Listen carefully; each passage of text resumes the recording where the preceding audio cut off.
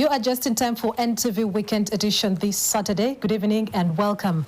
I'm Mildred Bedun, together with Susan Mujawananda on Sign Language. Here are the day's top stories. Tonight, the requirement in our constitution. The newly registered People's Front for Freedom Party unveils its roadmap to the 2026 general elections. An intensive sensitization program is in the works. Freedom for all!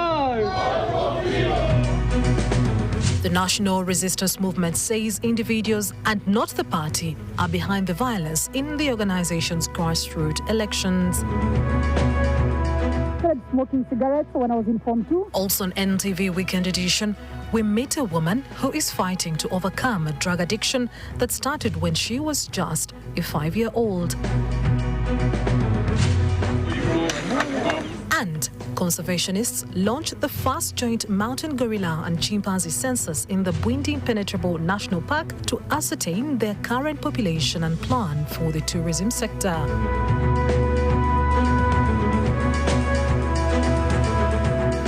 You are watching NTV Weekend Edition.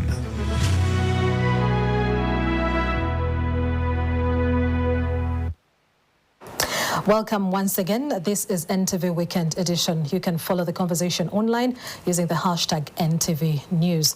In news just coming in, the police have intervened to end tension in Lukwanga ward in Bulenga, Wakiso district after residents suspected an industrial bomb was being made. Security officials cut off the house and a search commenced using sniffer dogs and other implements. Although nothing was found, Deputy Police Spokesperson Luke Oyesijide says the security agencies are continuing to monitor the house. Today, I got a call at around midnight from one of the intelligence officers that they are in my area under supervision of such activities that are heading up, and the main target was on security. So early in the morning, we came to supervise, and all my villagers were so suspicious, and we had to bring them on attention to cool them down, so that we are working as a team to see that the situation is in a normal state. Security agencies, that is the UPDF and the police, received information which was from a very reliable source that there were suspected IEDs in the village of Jimbo. So we responded to that information to ascertain whether these are actually IEDs. But I want to confirm to you that we did not find any IEDs in the house. However, the information we received was so exact that they saw suspected IEDs, though we have not found them inside. So with that information, we are continuing the investigation, since no suspect has been arrested, to ascertain the whereabouts of the people that were actually occupying this house. We can only appeal to members of the public, wherever you are, in any part of Uganda, to remain vigilant. Any information you get that is, anything you see that is suspicious, please forward that information to us so that we can always act. Away from that, the People's Front for Freedom has announced that it will start touring the country to open up support for the party as well as persuade people to join the party. It follows the Electoral Commission's declaration of them as a political party. They say this will enable them to find candidates for leadership positions at various levels right from presidency. Yesterday, the Electoral Commission confirmed that the People's Front for Freedom, PFF, was now a bona fide political party after it was placed in the Uganda Gazette. This comes 8 months after they filed their application for registration, but were challenged by the Electoral Commission to assure them that the People's Front for Freedom had no resemblance to the People Power Front as well as the FDC party. PFF spokesperson Ibrahim Semujunganda says after the inauguration of the party, they'll now be restored to take leadership positions from the very beginning of the presidency. When you are registering a party, you are also registering a constitution with the Electoral Commission. We don't want to be a party that registers a constitution and abandons that constitution as soon as you are registered. The requirement in our constitution is to hold the elections for internal leadership of the party, but also to hold the elections to choose candidates for elective positions in Uganda. However, he says this has come with challenges, especially with upcoming general elections. We really hope this week Electoral Commission will issue out with certificate such that we begin on a nationwide mobilization in preparation for elections and also in preparation for continuation of fighting for our freedom. According to Semuju, this will also help increase cooperation between opposition parties. We are in touch with all the genuine opposition parties, because some of the opposition parties are working with Museveni, but all the genuine political parties. Our view is that we need to work together. Even when we are competing, we need to keep the communication channel open. PFF party leaders, starting next month, will start touring the country to open up support for the party, register new members, and seek candidates for leadership positions at various levels. Juliet Naloga, NTV. Freedom for all! All for freedom! Freedom for all! Thank you, Juliet Naloga. Now, at just 5 years old, Anita Ray was introduced to alcohol and her life would never be the same. Years of addiction, trauma and pain followed, but Anita's story takes a powerful turn as she shares her journey to recovery. Now she is confronting her past and working towards healing. Lydia Feliakulu spoke to Anita and brings us her story.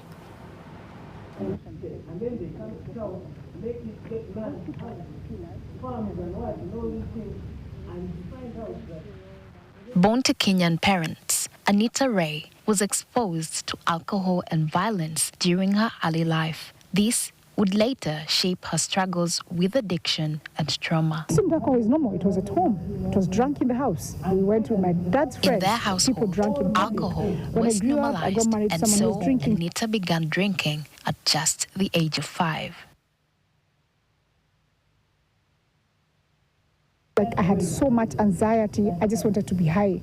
Being high always wanted me to die. Like, it was such a bad concoction of so many problems. As she grew older, Anita turned to substance abuse to cope with pain and chaos in her life. I started smoking cigarettes when I was in Form 2. That is 2004. I started selling weed in school when I was in Form 1. By the time she started studying in secondary school, Anita was smoking and selling weed in a desperate search for validation in the only ways she knew how. Anita's home life was fraught with violence, and she only felt listened to when she was part of the chaos. I came from a broken home. The fighting was too much, so I became a really crazy, rebellious child. I felt like that's the only way I could be heard. Ostracized by her community, most especially parents who did not want their daughters associating with her, Anita felt like an outcast. At just 13, she ran away from home and was rescued by a sex worker while living on the streets. So this woman looked at me and was like, "You're a child, what are you doing on the streets?" So she took me in. Her taking me in was good and bad. It exposed me to a lot of drugs, a lot of dangers. This one fateful night, Anita was raped. And one day when we were on the road with her, we got attacked. And these two men just dragged me into a park. It's one of our parks in Nairobi, and dragged me into the park. And this one man held a knife to my neck, and the other one assaulted me, and it was so traumatic. I stayed there for a while, like even after, because I just wanted my... Her substance abuse escalated as she sought to numb the pain. She developed a high alcohol tolerance. This journey saw her suffer sexual problems and waking up in strangers' beds. After finishing secondary school at 17, Anita married quickly, only to be separated from her husband later. I got married immediately after high school. I felt like I'm a grown-up. I know what is my mother telling me. You know, this age you're in where you think you know it all. I mean, I got married at 17. I had my son at 19. It was a very abusive marriage, so I left in 2011. For years, Anita used alcohol to numb her pain. But on her birthday 2 years ago, she reached a turning point. Recognizing the impact her addiction was having on her children, she made a decision to quit. I hadn't smoked in a while, so I vaped a lot that night. I got so high, I forgot where I was. I got so high, I couldn't remember. I don't even think I remember who I was. And I realized we are alone. We were 3 ladies. And some strange men kept coming to the table as I was getting very scared. And I think at that moment, I felt like we were going to get assaulted. Like I got extremely scared. My anxiety kicked in. I became very hysterical. I started crying. I called the bouncers. I was like, please find someone to get us home. We had a car, but we couldn't drive. So it was like 3 a.m. in the morning. It was the pain of having to call someone who was really far to drive down and come and get us. And we paid a bouncer to sit with us because we were 2 years into her recovery, Anita faces a challenge of confronting her trauma head on. So it's not easy. Sometimes I have had days and I want to be numb because the disadvantage of being sober, you're not numb. You can't avoid pain. I've had to deal with my trauma. I hate dealing with trauma. It's painful, and alcohol could numb it. Now I have to feel the pain, experience the pain, heal, deal with things, talk to my parents, talk to my siblings. I hate doing these things. I really do. To date, Anita still struggles with the aftermath of her rape. It took me so many years. Because I think the first time I talked about it is to my ex-husband. And me and him kept it between us for years. Even after I left, he never talked about it because it really affected me heavily. But then because I'm doing teenage mentorship, a lot of girls ask me, how did you get over it? And I'm going to repeat it, I'm not over it. I have days where I can't leave bed, I'm heartbroken. And I ask God, Father, why would you allow that to happen to a child? Why would you watch? I get so angry. She acknowledges that healing is a complex process, but is ready to overcome the trauma. But I'm learning gradually. I'm crying less. I'm more patient. I'm more calm. I'm a different person. Everybody who meets me now doesn't know me. Everybody keeps saying, I have no idea who this is. I'm like, guys, I'm meeting myself sober for the first time. How do you think I feel? Her advice to young women struggling with addiction is acknowledge the problem and seek help. Lydia Feli Akulu, NTV. Thank you, Lydia, for that story. Now, conservationists have launched the first joint mountain gorilla and chimpanzee census in the Bwindi National Park to ascertain their current numbers and plan for the tourism sector.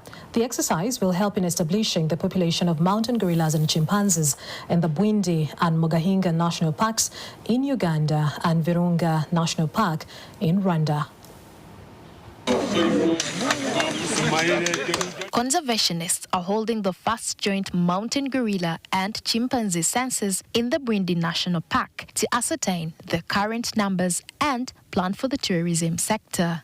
According to the research officer for Bwindi Mainga National Parks in Uganda, Nelson Enyangu, the last gorilla census carried out in 2018 established that there were 459 gorillas in Bwindi. However, the enumerators expect that the mammal population may have increased since then, as they have noticed an additional 106 individual gorillas in Bwindi. And this one, it has been long when we are waiting to conduct this activity.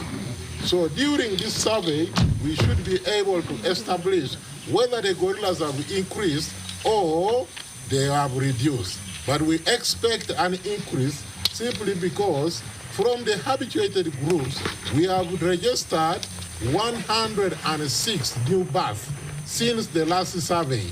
Paul Atanga, a focal person for International Gorilla Conservation Program, IGCP at Worldwide Fund for Nature, WWF, says the census is important for them to easily evaluate the progress of their conservation in the area. That means that if we see that the numbers of gorillas are stable or increasing, we know that our mission as WWF and our contribution to the management of these parks is resulting into positive outcomes. Atanga adds that finding out the census numbers will help in advising the government on the best ways of promoting gorilla-based tourism to increase the country's economic development and her communities. No, in Uganda by policy, we know that 20% of gate entry fees paid by a tourist who's attracted to come to Bwindi goes to the community. Bernard Sebide, the Uganda head of veterinarians, says since the government gazetted the national parks, they are looking to appreciate the extent of disease affecting the mammals. He says gorillas are facing high cases of respiratory diseases, which have been reducing due to the introduction of face masks to both tourists and tour guides. The Uganda Wildlife Authority Executive Director, Dr. James Musinguzi, is hopeful that the census will enhance their planning and finding out challenges still affecting the apes in the national parks around the country. When you're planning for law enforcement, how many rangers do you need? How many drones do you need? Are there any illegal activities? Because the census is also going to unearth other activities. If there are particular illegal activities in the particular areas of the park, this activity will unearth them. He says the government needs to allocate Uganda Wildlife Authority more funds to help in reducing human-wildlife conflict. Now, from organizing tour travels to immersing herself in agriculture, Joyce Bukenya's path to coffee farming was paved out of curiosity. As a tour operator, she watched visitors fall in love with the aroma of Uganda's coffee. This sparked a passion that would change her life's direction. The tourism sector was one of the most affected by the COVID-19 pandemic. With no source of income, Bukenya and her sister gave farming a try. They have never looked back. They spoke to Joycelyn Nachabule about their success. The 27-kilometer drive to Chanamkaka sub-county from Masaka City is scenic, with lush vegetation and plantation dotting the countryside. Joyce Bukenya's 30-acre coffee plantation lays in the heart of the sub-county.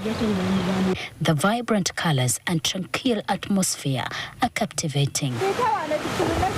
Rows of coffee trees stretch towards the horizon, laden with red and green berries glistening in the sunlight.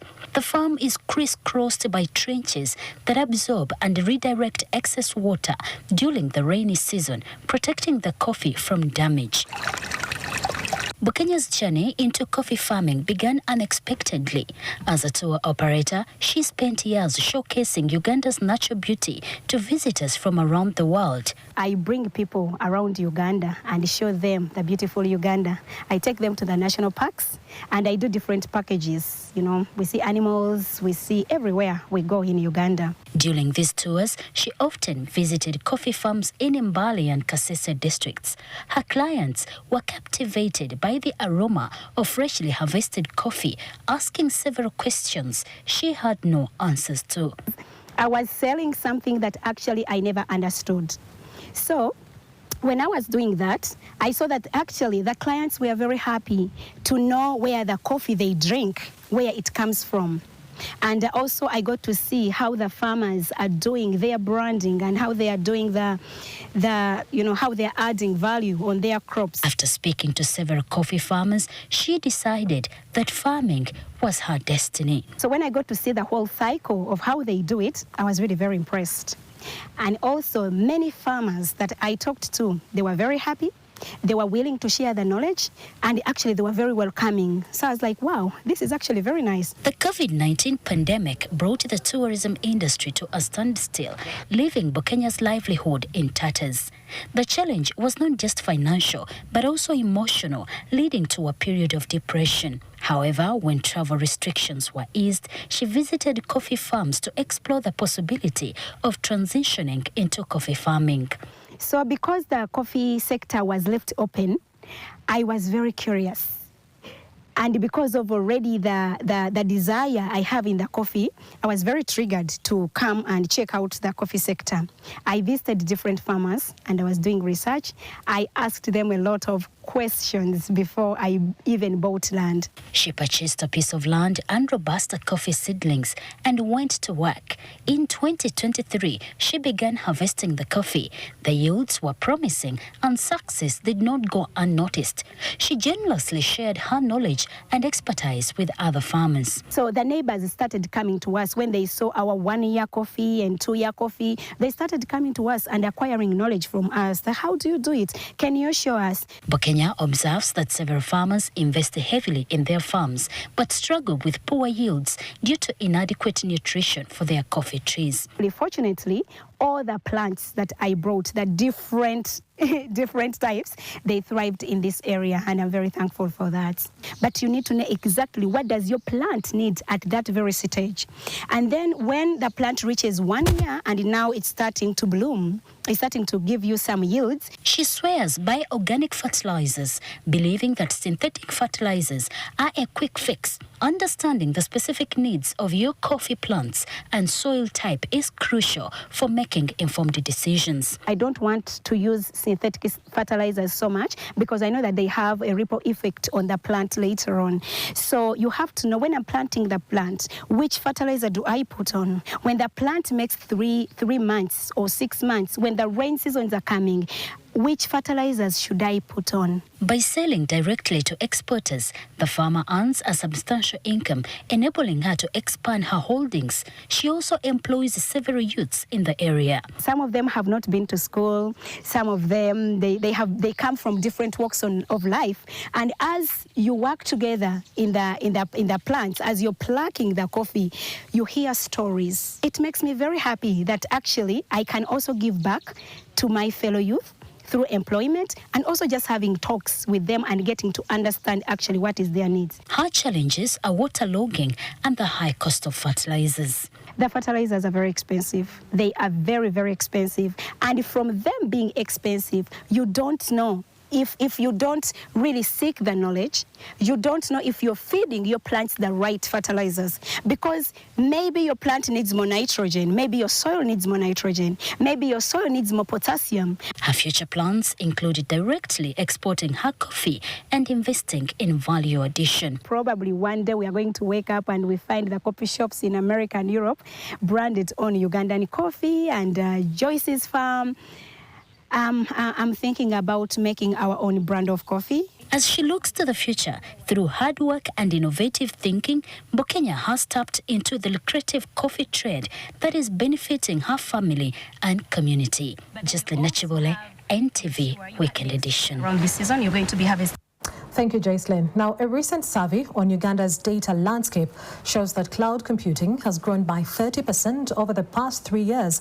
A development sector players say calls for critical attention, with research indicating that an individual generates at least 1 gigabyte of data daily, and only 33 companies currently storing their data with the country's Tier 3 certified carrier-neutral data center. The potential for expansion remains significant. According to David Igwell, the service manager at Traxio Data Center, Uganda could reap substantial benefits from data if digitization is fully harnessed, with key sectors like agriculture and insurance offering major commercial opportunities. The National Development Plan prioritizes ICT and local data storage. Additionally, some businesses in Uganda are seeing their data requirements become increasingly complex and subject to data sovereignty compliance rules that necessitate local data storage and processing. However, there is still room for expansion. There is still a big gap when it comes to actual digitalization. So there are sectors that we're still doing a lot of our work on paper. So we see the natural push within the wider business environment to move from paper to more digitalization. And I think naturally as that happens, we'll see more growth coming in. Financial institutions and telecom companies remain the biggest users of this data center. But experts say that there is still a wealth of untapped potential. There's a lot we can do with the data locally in Africa. I think Africa is best placed to just grow this data revolution. Think of a disease like malaria. The big pharmaceuticals in the US are the ones that make malaria medicine.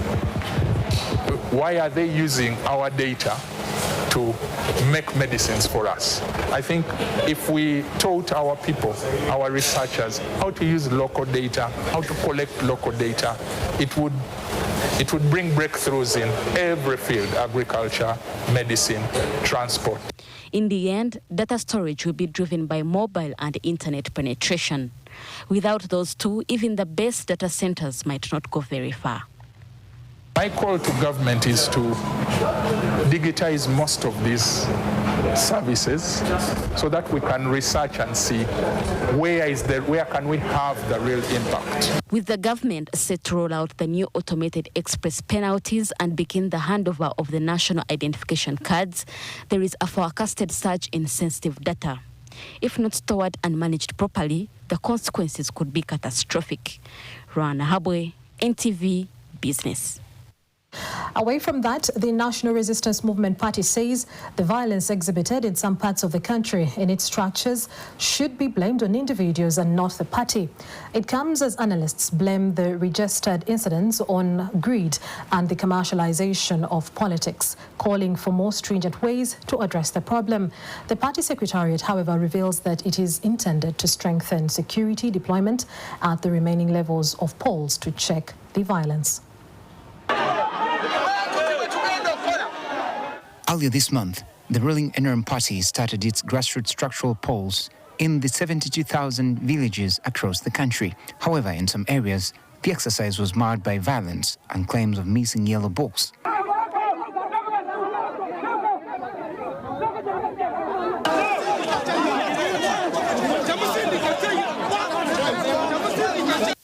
The situation was almost the same in some areas yesterday as the party conducted its polls for leaders at sub-county, town council and municipal division levels. The party director for communications, Emmanuel Dombo, says the exercise has generally been peaceful with a vast number of party leaders elected. And we have almost 3 million leaders of NRM who are ready to mobilize for NRM. Those are our foot soldiers now, and who are ready to campaign and explain the government programs. But why have these internal processes often been marred by violence? So the criminal nature of individuals is embedded and is only restrained because of the law and the good governance. So even in NRM, we have a few individuals who usually take the law in their hands, and we have selected areas where we shall need to do a little bit more. But generally, our elections were more than 99.9% efficient. Some of the confusion has been blamed on certain party registrars in some areas working for personal interests. What brings a mishaps in registers is that some individuals want to own. Some people think if I can manipulate the register, probably I'll be able to compromise and get more votes, which sometimes may not be true. Kagoma North Member of Parliament Brandon Chintu says violence cannot be attached to a particular party, but rather on individuals.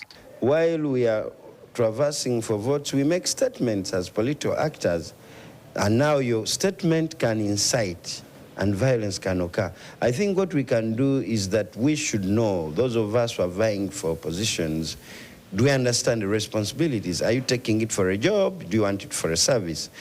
Henry Muguzi, a political analyst and executive director of the Alliance for Finance Monitoring, says the violence is perpetrated by the desire to gain power so as to access financial resources at the disposal of the government in power. One of the most profitable ventures in Uganda today is politics, because politicians are much more richer than businessmen in this country. And therefore, because of that, the shortest cut onto the resources, to money, to wealth, is through NRM. So everybody wants to go through it. He adds that the commercialization of politics has also compounded the problem. And some of the people that are spending the money to be elected have actually borrowed it. Others have sold their personal, belongings, including depleting all the savings. And therefore, they are at a situation, they stand in a position where there is only one way, and that one way must be a win. Otherwise, win or die. The NRM party says it has picked some lessons from the challenges faced in the first phase of the grassroots polls, as Dombo explains. One of the major lessons learned is that it is not fair to use registrars from their local areas to conduct elections, especially where election is by lining. They either fear their relatives or they circumvent the law because of the traditional biases on the ground. But how can the situation be reversed moving forward so as to ensure smooth internal electoral processes And what lessons can other parties pick? Is that we shall need heavier security than we had in the structural elections, especially during the primaries, because this election is bigger than the national elections. Sometimes the teams or supporters can be more louder than the candidates, but those are conversations that we can now engage, and I'm very happy that within the NRM now we're going to have joint campaigns. Political parties are supposed to be training grounds for future leaders. I think they should prioritize this message as they groom leaders, that when you come here and get to be groomed as a future leader, you are being groomed to serve, not to enrich yourself. I'm Benjamin Jumbe, NTV Weekend Edition. Now, we will continue that conversation of the NRM grassroots elections in Talk of the Nation right after the break. For now, here is more of what you should expect when we return. Still to come on Talk of the Nation. Tonight, we look at the recently reported violence and chaos in the ongoing NRM primaries that the party is holding at its grassroots structures. And in local soccer, Vipers Sports Club defeated Kitara United by 1-0 at the Royal Park in Hoima to advance to this season's Uganda Cup final.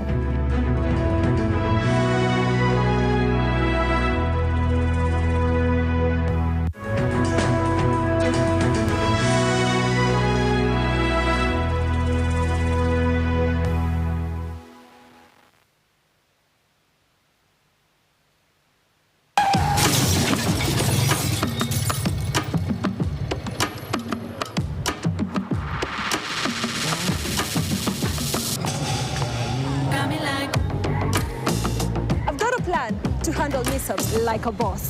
So even when things get out of control, I'm always in the driver's seat. ICEA Lion has a plan for everyone. ICEA Lion, what's your plan? Get the always extra long maxi pad, giving your heavy flow 3 times better protection. Available in stores near you, now at 3,000 shillings. That's me having the worst day ever. But then I saw them and I knew my besties were both going through it. And that's when I had an idea.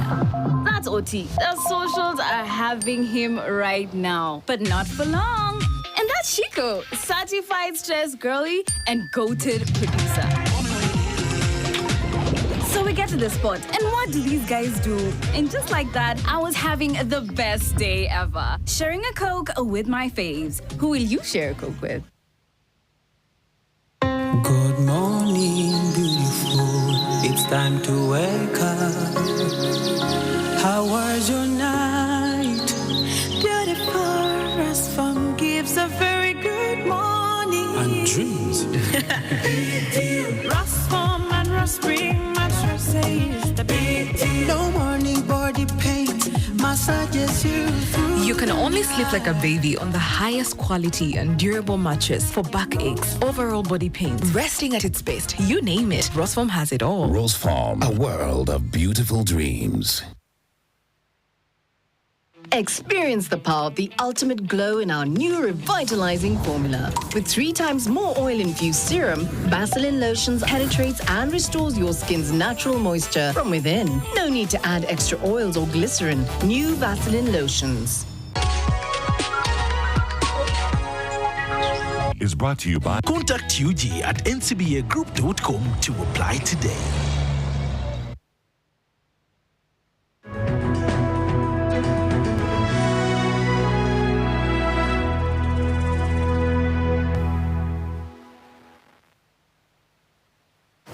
Welcome back and thank you for keeping it NTV. You're still watching NTV Weekend Edition. Now, the NRM has been holding grassroots structure elections from village to sub-county level across the country over the last 2 weeks. The party's Electoral Commission chairperson, Tango Doi, has blamed isolated incidents of violence in the exercise on some registrars and politicians misunderstanding instructions.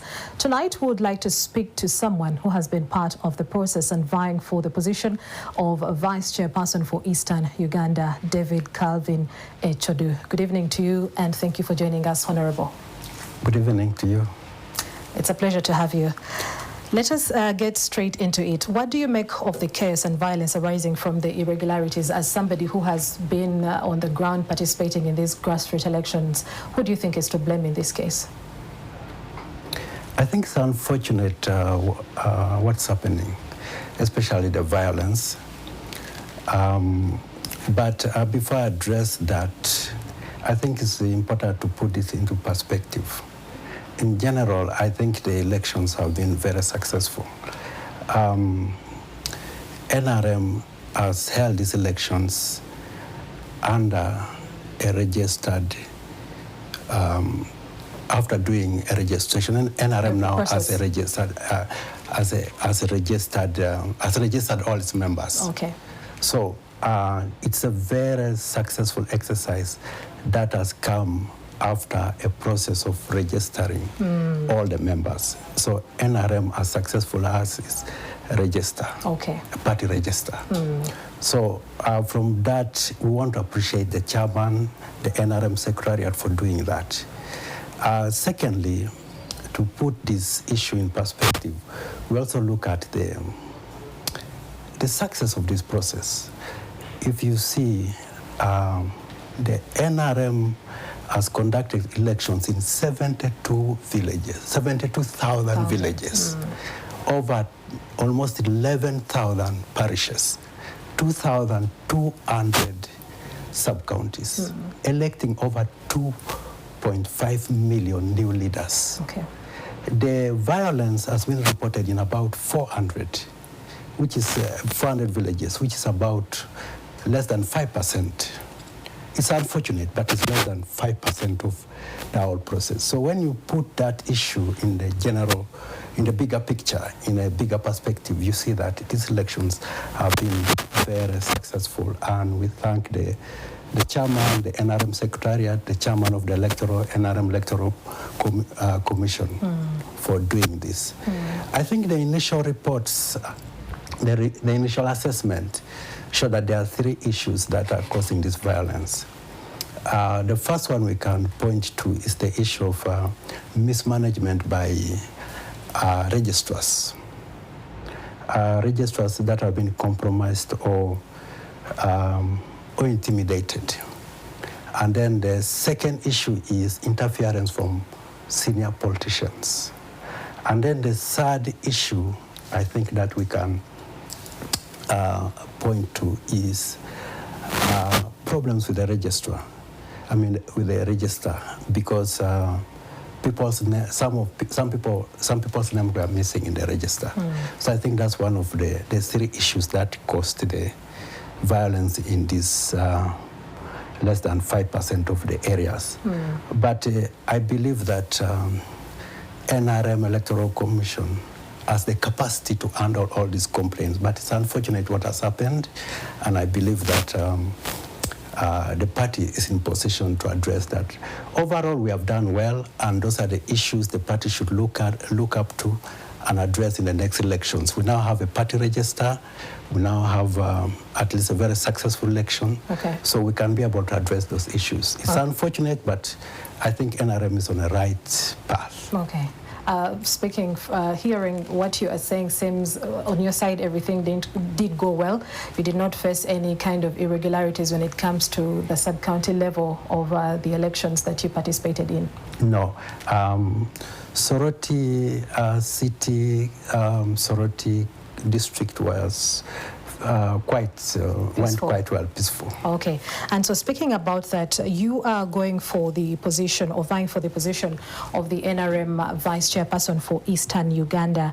And would like to know why now, and what do you hope to achieve? Because this is a position that has been, that is having a candidate or somebody that has had over 16 years of experience. And so what do you hope to achieve, and what do you think you hope to address, that probably the previous administration has not looked into? Because looking at 16 years is quite a long time. It depends. Sometimes 16 years is a long time, sometimes not. That's right. But Eastern Uganda needs leadership. NRM is strong in Eastern Uganda. The problem we have is that there's a disconnect between the leadership and the grassroots. Especially I'm speaking about Eastern Uganda. We have a strong party at the grassroots, but there's a disconnect with the leadership on top. So what I hope to do is to bring that bridge back, that reconnects the local grassroots back to the SEC, so that the party is strengthened, bring new energy that strengthens the party and starts mobilizing and strengthening it. Because it's already a strong party in the East, but they lack leadership. And that's what I hope to bring. Okay, and do you think that the region, as Eastern region, is ready for a new leadership? Do you think they understand what the new leadership means for them? Eastern region is yearning for leadership. They have not had leadership for the last 5-10 years. They have not had a real engagement. What we need is leadership that connects with the grassroots, that reflects the aspirations, the dreams, and the hopes of the local leadership. That is not what has been happening? No, the leaders, if you talk to the leaders in Eastern Uganda, they have never met with their vice chairperson in the last 5 years. They have never had a meeting. They have never consulted. They never had issues raised and addressed. And yet the party is strong, but they don't have guidance. They don't have a leader they can connect to and work issues to.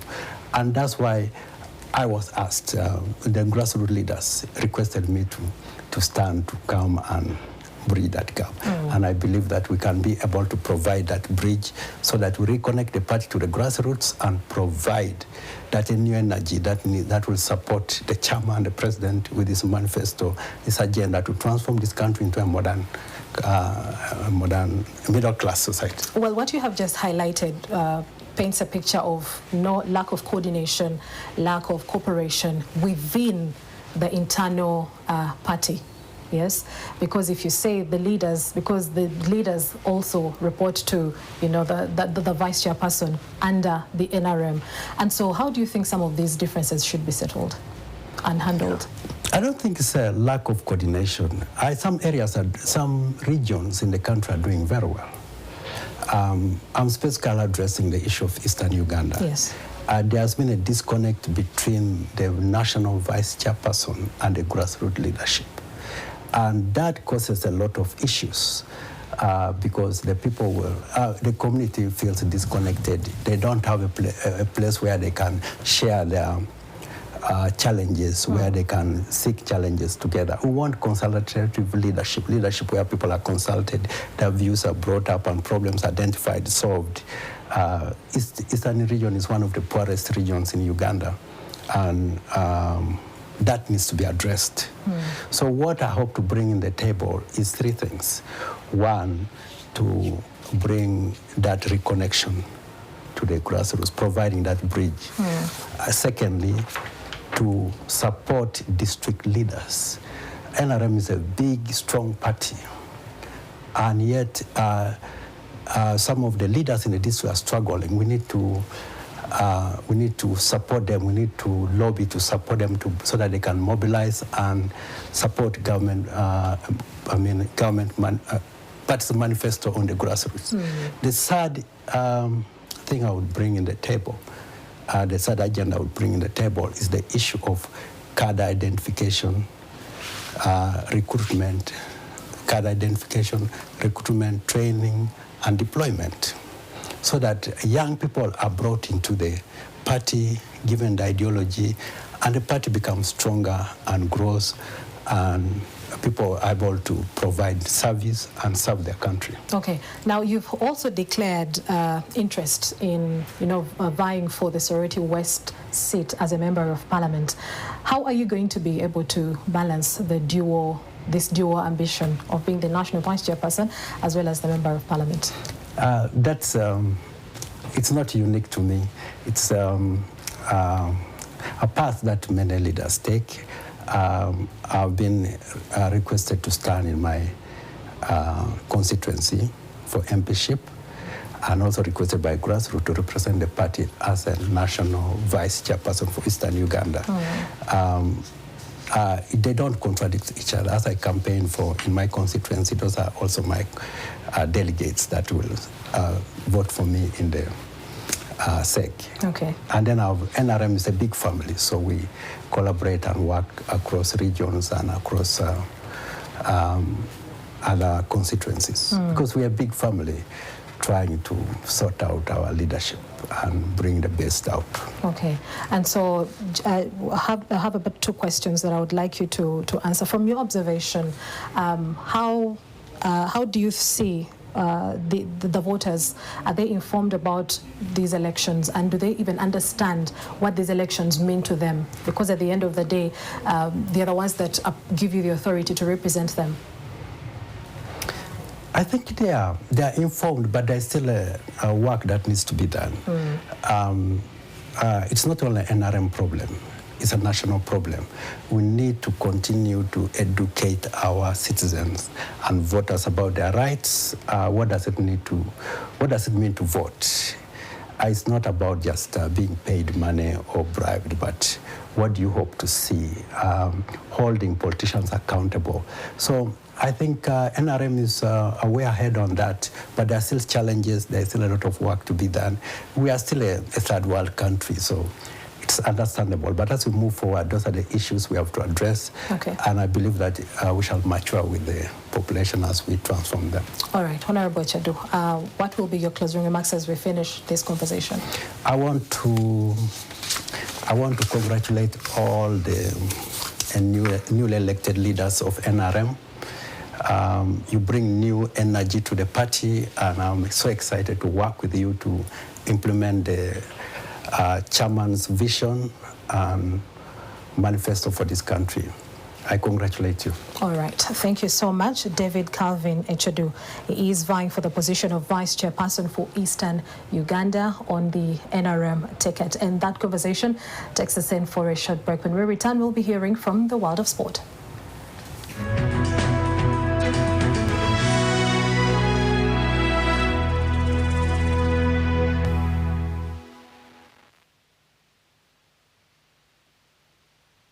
With NCBA Asset Finance, that one day is today. It's right now. Get up to 100% financing for a brand new car from Motocare at reduced prices, with low interest rates, a 2-month repayment holiday, discounted comprehensive insurance, and up to 72 months to repay.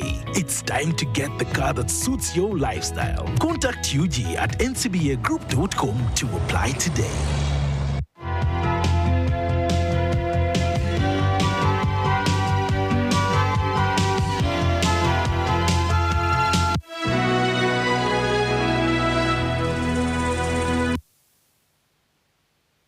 Here's your chance to win school fees for your child for a whole year. Just pay school fees using Momo. Today we are at Lukman Primary School, that's located in Kauku, Bwerenga, right by the lakeside. We have a happy customer who paid for her daughter's school fees. Nuru wano muwanguzi era agenda kusoma guno mwaka gwonna. MTN Momo esasudde yo akolegwa akusoma. Ngasasula bitundu nendeta nensasulako nasigala nga babanja natuka okuwumula nga tannamalayo. Banankisa bibadde byangu. Nemwebale nnyo mwebalira. Mpulira ng'essanyu limpitidde naye mpulira ate kati nga kaba bukaabi mu mutima. Mwebale nnyo mwebalidde kulanga nze muwanguzi nakonde North. Dial *165 *80 hash. Select option 2 for school pay. Select option 1 to pay school fees. Enter the student number and amount and approve the transaction. You will now enter the draw to win school fees for your child for a whole year.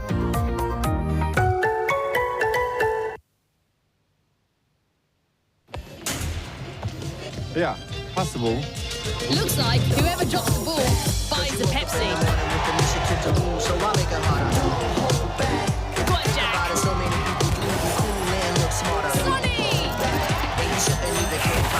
Saved by Leah Williamson. Wow, Vinny Jr., game over.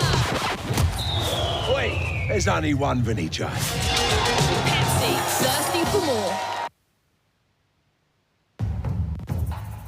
Nze Mbonipa Sam nazanya Ruto nga nyiga star 278 then hash kuja kuba ng'oyingidde mu kazannyo nga sente zino zimula wano zina wangula zino wano milioni 10,86 ebindi ono nasooka biraba ku TV nange saasoka kikiriza ningamu naye kino kiyinza okuba nga kituufu oba yaddala sibya bufere sente zo nazikoze ki naziwangudde amasanyu nyina mangi ebyoto byange byembadde njagala ngenda bituukiriza.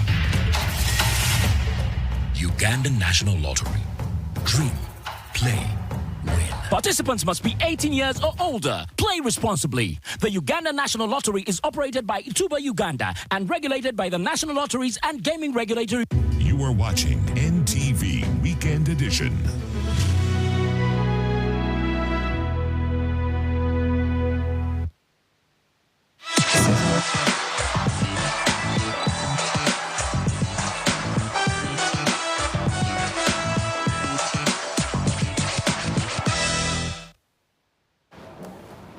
We do start off with an update from the Uganda Cup, where Vipers Sports Club defeated Kitara United by 1-0 at the Royal Park in Hoima to advance to this season's Uganda Cup final. Abdul Karim Watambala scored for the Venoms on the stroke of the first half time to help them win 2-0 on aggregate.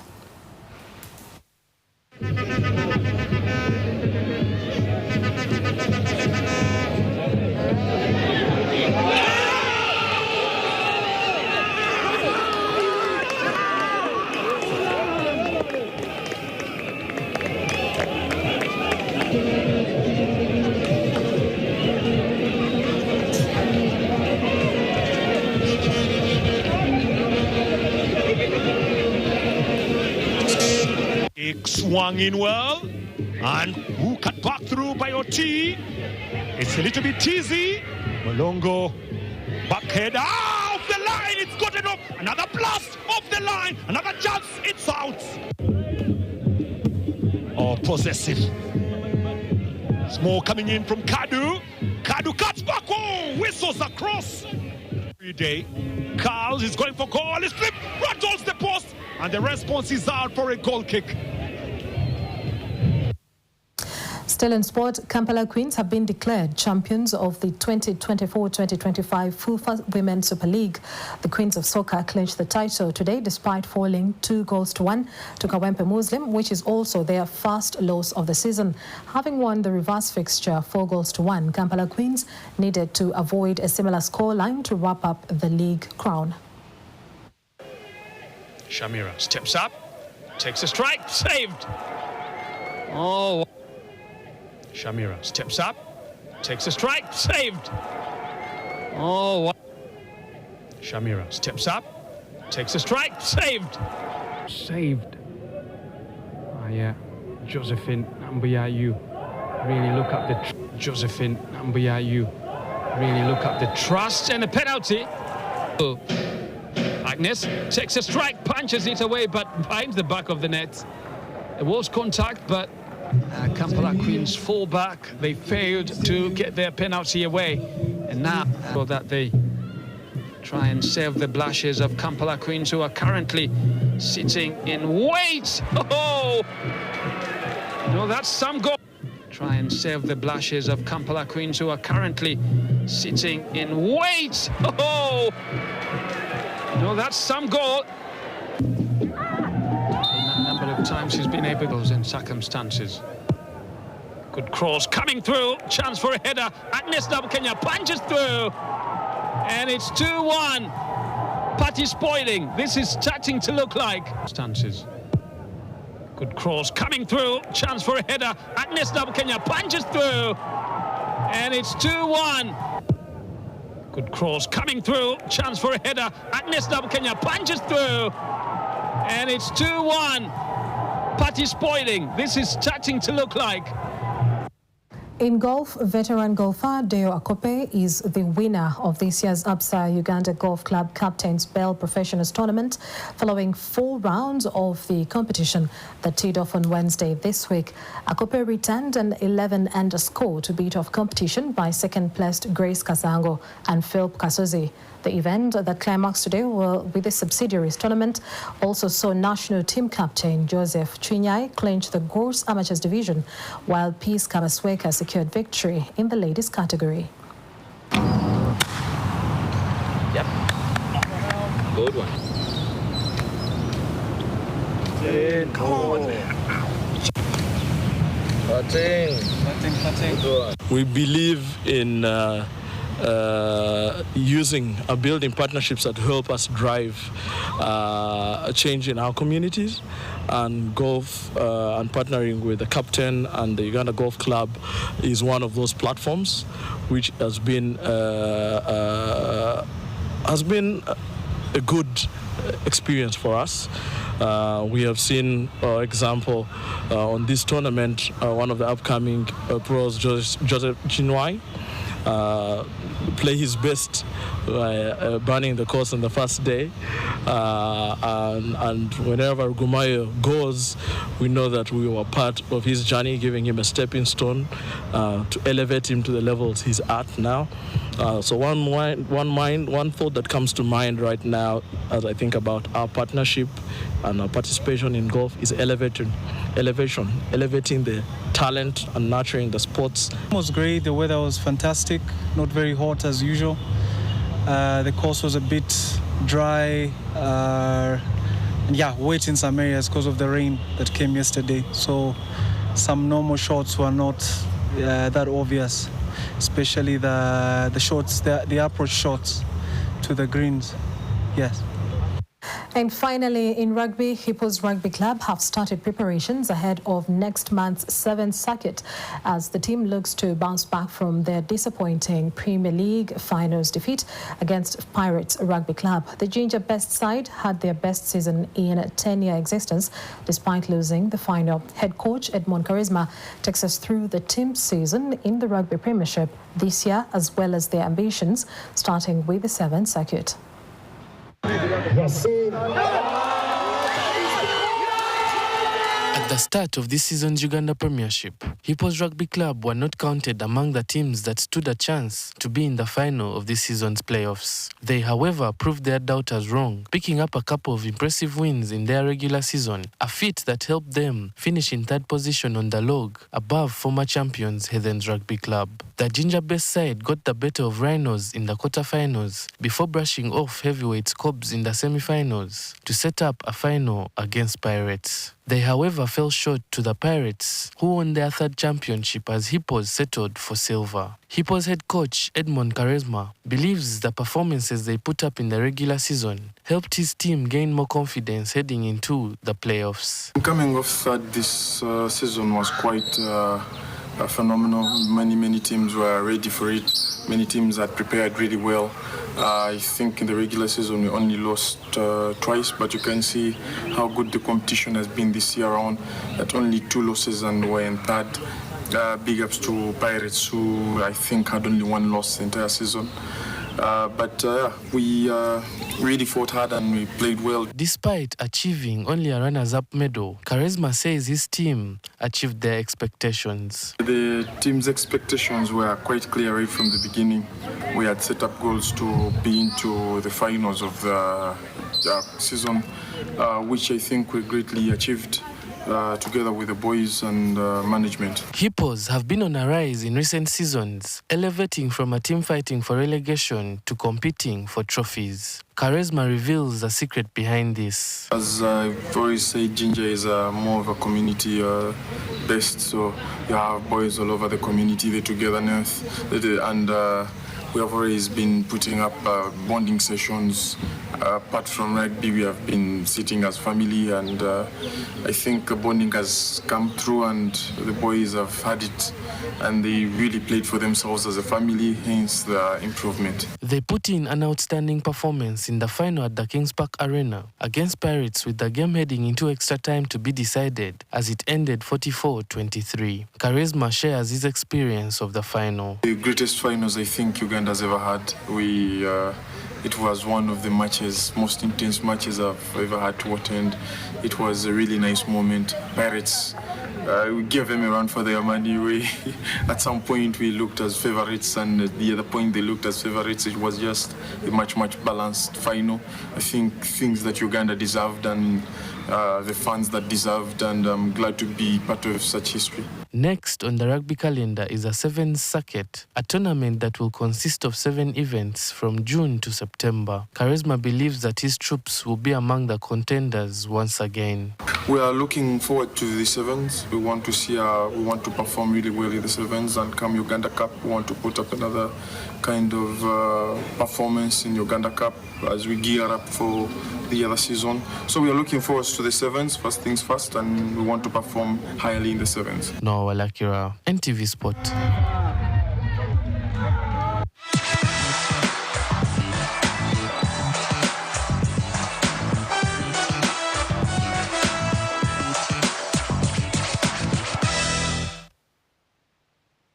And that brings us to the end of NTV Weekend Edition this Saturday. We appreciate your company. I'm Mildred Pedun with Susan Mujawananda on Sign Language. Have yourself a fantastic night.